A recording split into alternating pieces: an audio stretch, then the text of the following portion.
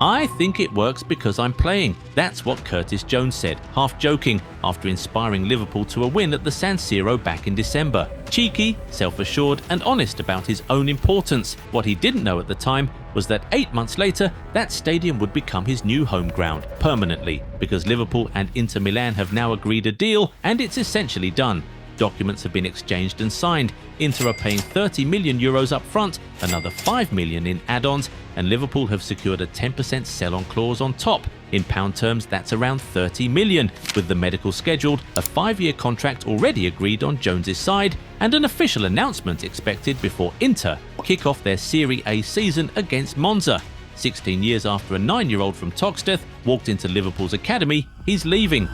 So let's actually unpack how we got here, because this isn't a simple story of a player being pushed out the door. It's messier than that and more interesting. Start with the numbers, because they tell you a lot. 228 appearances, 22 goals, 2 Premier League titles, 2 Carabao Cups, an FA Cup, a Club World Cup, and a Champions League final appearance in 2022. That's a genuinely decorated career for a homegrown player, more senior appearances than the likes of Fabinho or Xabi Alonso managed at the club. And yet Jones never really nailed down a position that was unquestionably his. He was electric off the bench, capable of the spectacular, but he kept getting squeezed out by circumstance. Under Arne Slot, he was 4th choice in a 3-man midfield behind Alexis McAllister, Ryan Gravenberch and Dominic Szoboszlai.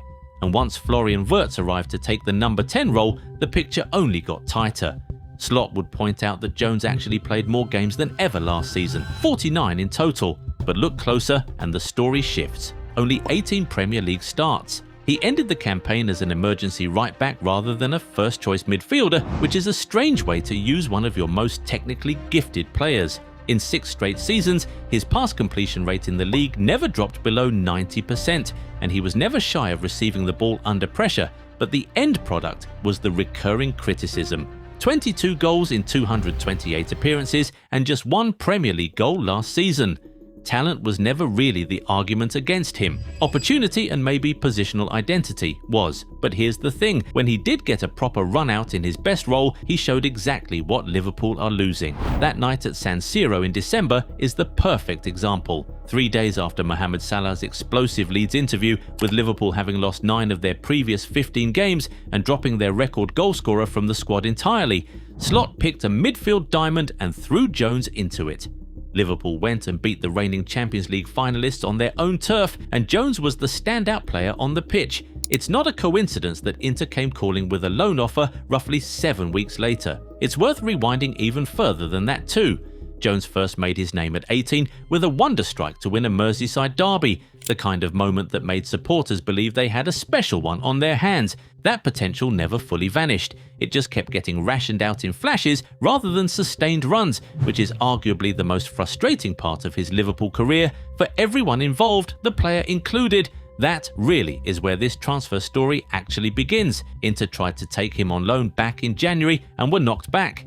They came in again in June with an offer of around €25 million, and Liverpool wanted closer to 40. It's taken until the final fortnight of the window and a third attempt for Inter to finally get their man. And in a summer where midfielders like Matheus Fernandes went for £85 million, Sandro Tonali went for £100 million, and Elliot Anderson went for $116 million, $30 million. For Curtis Jones starts to look like one of the better bits of business in European football this window, and it's Inter getting the bargain, not Liverpool. Now, on to why Liverpool actually let this happen, because there's a financial reality underneath all of this. Jones was entering the final year of his contract, and Liverpool have a recent and slightly painful habit of letting big talents run down their deals. Trent Alexander-Arnold left for a nominal fee last summer.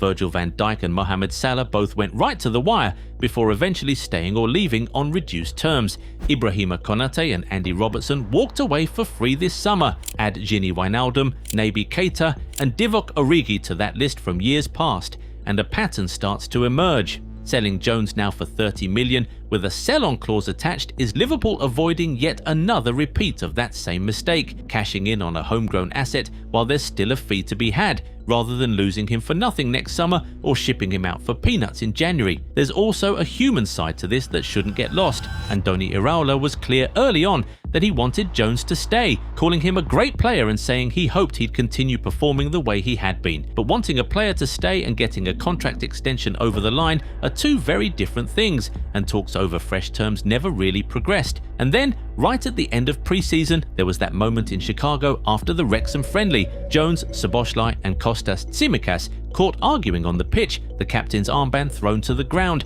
the exact trigger still murky but symbolic of a dressing room going through real transition, with Virgil van Dijk as the settled captain and a younger core, Szoboszlai included, jostling for status underneath him. It's worth remembering Jones was once Liverpool's youngest ever captain at just 19. The leadership question around him was never fully resolved either. So what does Liverpool's midfield actually look like without him? Wirtz occupies the number 10 slot in Iraola's 4-2-3-1, which immediately removes one midfield berth from the equation. That leaves Mac Allister, Gravenberch and Szoboszlai fighting it out for two spots in front of the back four, with Wataru Endo as a defensive-minded backup and Trey Nyoni, only 19, having genuinely impressed through pre-season to the point where some inside the club see him as internal cover rather than a reason to buy. Stefan Bajcetic is also in the mix but remains unproven at the very top level. It's thin. Iraola's system demands relentless off-the-ball running and box-to-box coverage, the kind of physical output that's difficult to sustain across 50-plus matches without rotation options, and injuries or fatigue in that scenario aren't a possibility, they're close to a certainty. It leaves Liverpool relying heavily on three senior players to survive a punishing high-press system across 4 competitions, and if Szoboszlai gets pulled into emergency right-back duty again, as he has done repeatedly, that midfield thins out even further. There's more than a fortnight left in the window, and Liverpool could reinvest the Jones fee. Names like Adam Wharton have been floated, but Crystal Palace is showing no appetite to sell late in August, so don't bank on it. And over in Milan, Jones isn't walking into an easy role either. Christian Kivu's midfield already includes Nicolo Barella, Hakan Calhanoglu and Piotr Zielinski as the likely first-choice trio, with Henrik Mkhitaryan, new signing Alexander Stankovic and Loni Davide Fratesi also in the building. That's 6 players competing for 3 starting positions. Jones proved at San Siro he can be the best player on that pitch. The challenge now is proving he can be that consistently, somewhere he'll finally have to make a shirt his own.